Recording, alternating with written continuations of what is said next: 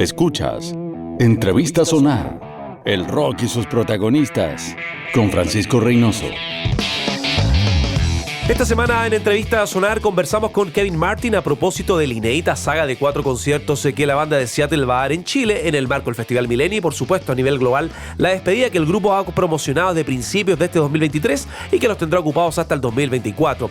Buenos recuerdos de ese fichaje por el sello de Madonna, el éxito explosivo de la banda con el debut homónimo y por supuesto cómo se viene a la mano con el documental y la vida en familia que ya está proyectando nuestro invitado esta semana en Entrevista Sonar. El líder de Candlebox, Kevin Martin. Disfrútenlo. Hey everybody, this is Kevin from Candlebox and with my good friends Radio Sonar, and we are playing 4 shows in Santiago. We would love to, well, not in just in Santiago, but we got 4 shows coming up down there. Please come hang out with us. Love to see you guys. Love your faces. I love your singing. All of it. Looking forward to it.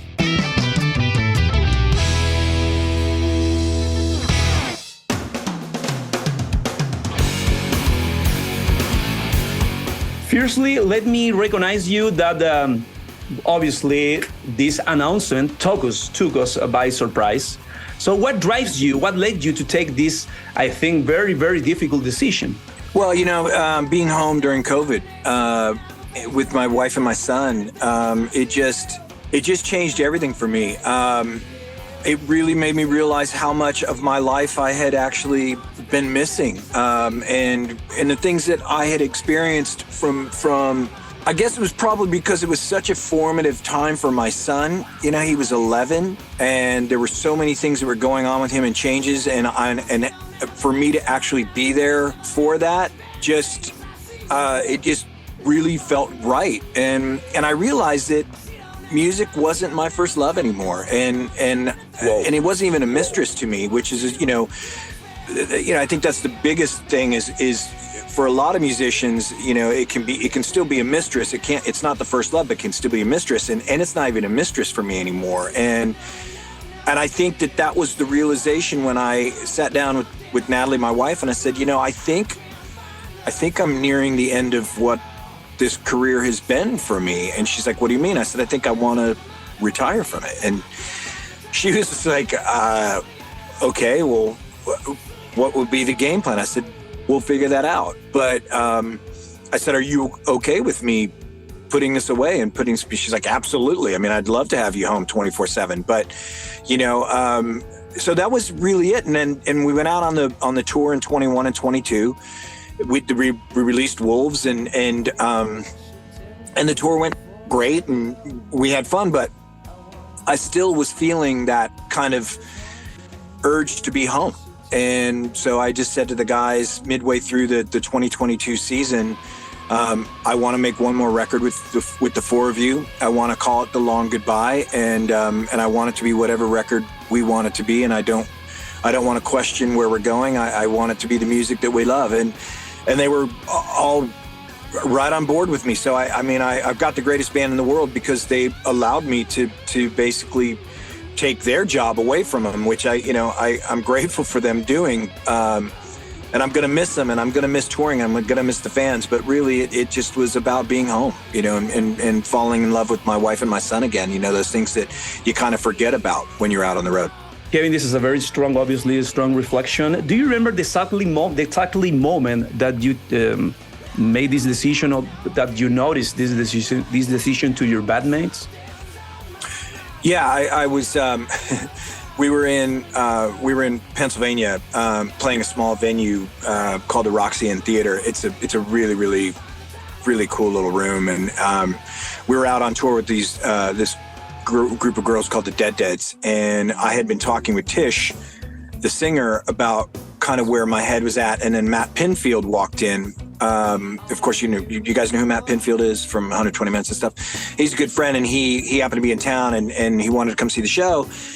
And the 3 of us started talking about life and music, and I said, you know, I think I'm gonna retire from this. And the 2 of them are like, what? And I said, yeah, I think I'm at that point now where the decision's been made. And my bass player, Adam, was kind of walking around the corner. He said, so you're retiring? So how long do I have? And I was like, you got about a year and a half. And he's like, okay, I'll work on finding another job. But, it was really kind of, it happened that casually. And I think that I didn't really realize the gravity of that decision until I think this summer that we were out all year with this whole summer with Three Doors Down, when I really realized standing on stage singing Far Behind and You and Cover Me in these amazing venues, that this is the last time I'm going to sing this song in front of these people. And that's a pretty intense emotional feeling. So I had several shows where I kind of, the hands were on my head going, what am I doing? But, I know that it's the right thing. And I'm so happy that we're able to come back down to South America to play, not only the Milenia Festival, but, our 3 other shows and say goodbye to the people of South America that we love so much, Kevin, this year we just saw in South America and the world in general, we saw the last Kiss show, the end of the road final, the end of the road touring by Kiss. Some people, as you know, are very skeptical about this farewell thing. So what are your thoughts, or do you feel in that way, or what are your thoughts about that? Well, I think that some people, I think it is, Deep Purple's been trying to say goodbye for, since 1987. Some musicians have that need to, to constantly be fulfilled by something other than, themselves. I'm not that musician. I've never been so prolific that I've released 30, 40 albums. I mean, I've only released 8 studio records, in the Candlebox career. I've got The Gracious View, which is 1 album, The High Watts, which is 1 album. I've got Future Trash with my buddy Don, which is, 7 songs and an EP that's not even finished. But, I'm just not that person. And I know that when I make up my mind about things, that the conviction behind my decision is what it is. Now, we are still doing an original band show in Seattle with Pete, Barty, Scott, and myself, which is happening next year. Which we're going to announce shortly, which is something really, really special and amazing, which we're excited to do.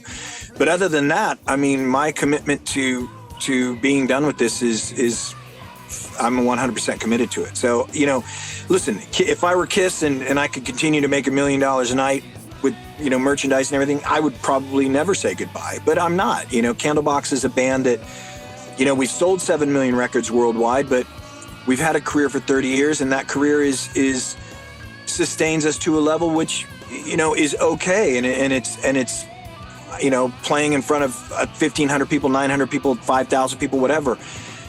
I'm not playing in front of 35,000 people a night, and that's just, if I was, I'd be home every single night. So it doesn't really matter. But, in this case, I was gone for 4 months, and that was far too long for me to be away from the family. And I don't want to do that anymore. Even going back to that golden era of rock in general, the 90s, obviously, compared to other bands, there is a documentary in the works. What can you tell us about that? There is a lot of anxious fans to relate it. There is a lot of anxious in general in the environment about this documentary. What can you tell us about it? Well, it's we've had 4 companies try to buy it so far. It's called Far Behind the Candlebox Story. It's done. It's being shopped. We did the deal with Warner Brothers, so they're our distribution company for it. There's a lot in that documentary that people don't know about Candlebox, and it's interesting. After each interview, Barty and Scott and Pete each came to me and said, well, you really told them everything, didn't you? I said, well, that's kind of what a documentary is about. I'm certainly hoping that you did the same. And they're like, oh yeah. But it's fingers crossed it comes out, in the spring of next year. I mean, we've had 3 offers on it. We've had 4 that have bid on it, but it's not, we're not really ready to put it out there unless it's with the right family, and that's whether that's Amazon or Netflix or HBO, we don't know yet. Can't wait to see that footage, of course. Yeah, it's good. There's a lot of old shit in there. And any anecdote that you could share with us related to, obviously, of course, that Maverick time, that relation with the Madonna's label back in the day? Anecdote. We just released the Maverick Years box set, and I think there's 15 tracks on there that people haven't heard before, or remixes or different versions. I mean, I don't know if I've got an anecdote for you. I think that what I can say is, if it weren't for Maverick Records, Candlebox wouldn't be here, and we wouldn't have the audience of South America that we have. Madonna was instrumental in everything that happened with that label and everything that happened with Candlebox and Alanis Morissette and the Deftones. She was hands-on with a lot of it, and she had a fantastic vision, and the label was a staple for a long, long time. I was sad to see it fold into Warner Brothers, but I understand, all good things must come to an end, hence Candlebox's Long Goodbye tour. But I would say I'm so grateful that Madonna took that chance on us, and Freddie DeMann and Guy Oseary. 31 years ago, they came to Seattle and saw a show and decided that we were their first band. And, I'll forever be indebted to them for giving me this opportunity. I mean, I'm 30 years later, I'm still here singing, songs from that album that, I pinch myself every single day that this has been I'm the luckiest son of a bitch I've ever known. Kevin, time flies. I can't believe it as a fan back in the day it's been a while since 30 years of this debut album. Yeah. So it's insane. It's insane for us, for you as creators, for us as fans in Chile. So is there any, I don't know, how that circle of creation of you guys change nowadays in terms of, perception, maybe a new favorite song from that era? Arrow, I don't know. Yeah, I mean, the interesting thing is all of them except Far Behind have taken on new personalities. Far Behind will always be the song about Andy. It certainly is. It is the song that, now I dedicate to those musicians that I was close to in Seattle that are no longer with us, and of course Scott Weiland from Stone Temple Pilots. But you and Cover Me and Change and Arrow, they've all grown into new versions for me. And every single year, I think I find something different in the song that changes my perception of what I was feeling when I wrote them. It's so interesting to me that I can have a song that I wrote back in 1991 that meant, I'm no longer going to be taking drugs, and I'm going to change my life, and I'm not going to become sober, but I'm going to focus on these different aspects of what I want. To now it's like, did this really represent something more about my life in my religious beliefs? So, I grew up Roman Catholic, and I was an altar boy, and all that kind of has changed my life over the years. And seeing where we are as a society now, a song like Cover Me really is about a society that just isn't listening. And that's where my head is now. But at the time, when I wrote it, it was my conversation with God, if you will. And now it's about who are we as people? Where are we as a society? Why are we not concerned about other people, and all we think about is ourselves? And so, I mean, yeah, they've all grown into something different for me. He Calls Home is still, like, we've been playing that. We played it all summer on the Three Doors Down tour, and the dedication to the vets every single night for that song, the American veterans, it's really become a different story for me as well. So I think, people ask me what's the legacy of Candlebox. I don't know. I mean, I because I'm not really sure I even know what my songs mean to me anymore. If that makes sense, because I think that's the beauty of how we wrote them. And maybe that's the beauty of what Candlebox has always been, is that we've been a band that has been able to change its colors. We are a chameleon when it comes to the musical stylings of what we are. And I think that allows our audience to have their own connection to each one of those in their own way. And I think that's maybe what it is that has made us kind of special to so many people for so many years. Kevin, this past month, in fact, marked the 30th anniversary from In Utero and Nirvana. I was wondering, how was it your relationship with that generation of musicians? You lost several friends from the 90s, from that era. How was it, your relationship? I know that you, back in the day, you have a very strong relationship with Lane Staley, for example. Yep. What do you remember from those days? How was it your relationship with that generation of guys? It was weird, man. I mean, I was a kid. I was 4 and 5 years younger than all those guys. So, I mean, I was like the younger brother that, sometimes I was allowed to hang out and sometimes I wasn't. I think my relationship to the music was pure love. I mean, I was so inspired and so moved by the music that everyone from Seattle was creating. I mean, even like, it's nice to see a band called Bam Bam getting a little bit of recognition. Tina and that band from 1982, and Matt Cameron played in Bam Bam before he joined Soundgarden. It's really nice to know that people are finding out about this music that wasn't really Nirvana, wasn't really Alice in Chains, wasn't, Soundgarden. I mean, Skin Yard and Screaming Trees and Grunt Truck and all of that great music, and the Melvins and, Tad, and the list goes on and on and on. My Sister's Machine and Sister Machine Gun, and I mean, all these great bands.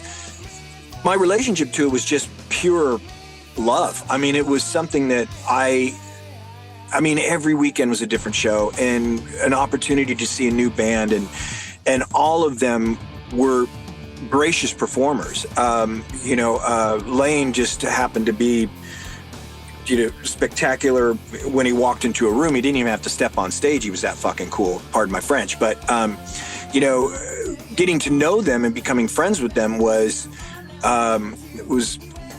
something that I never expected. And the fact that it happened as organically as it did, and I was able to have relationships with these guys outside of the music that they were creating was very, very special. And, and being able to get a cassette tape prior to the record being released to listen to the new record was, that in itself. I mean, I have a ton of those cassette tapes still in a box at my mother's house. So,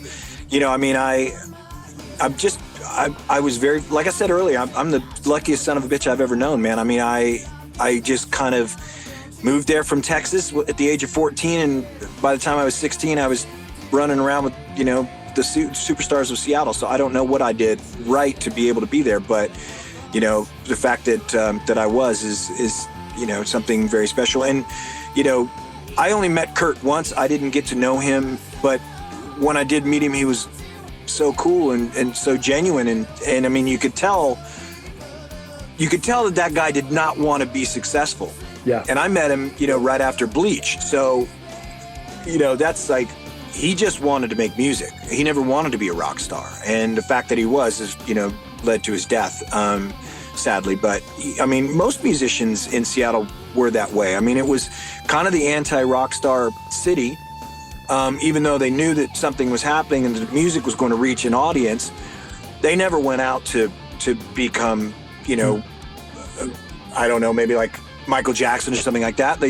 It was about being Springsteen or being Dylan or being The Clash, being Joe Strummer, where it's like, you just tell your story and hopefully people gravitate towards the music and they get where it is that you come from. Kevin, it's been like 14 years. Next year will be 15.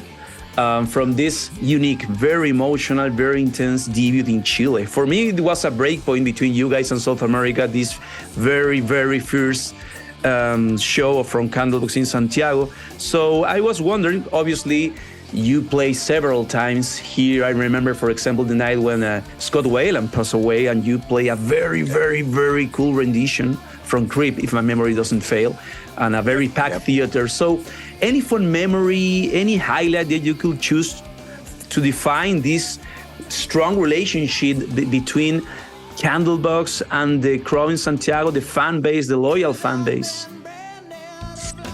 I mean, it's so interesting. I've become such good friends with so many beautiful people from there. Fernando and Temple Agents, Cristobal, and I mean, my friend Cecita and you guys, and I mean, it's South America it's such a special place, and I mean, Chile and Santiago in particular, walking out of a hotel and down the street and drinking in the culture of that beautiful city, and going out and having an amazing tapas dinner down the street with 30 or 40 Candlebox fans after a show.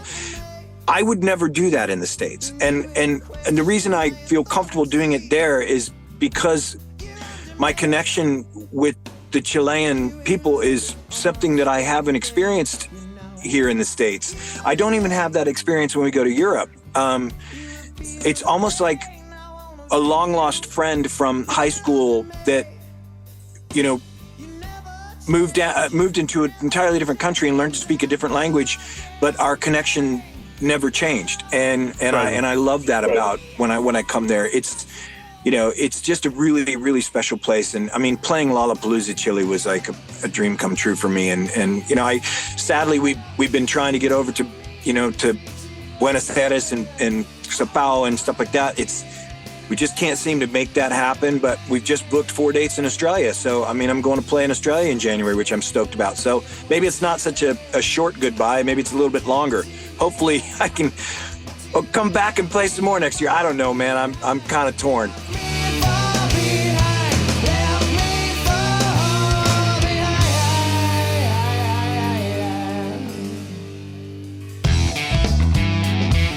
Esto fue Entrevista Sonar, el rock y sus protagonistas, con Francisco Reinoso.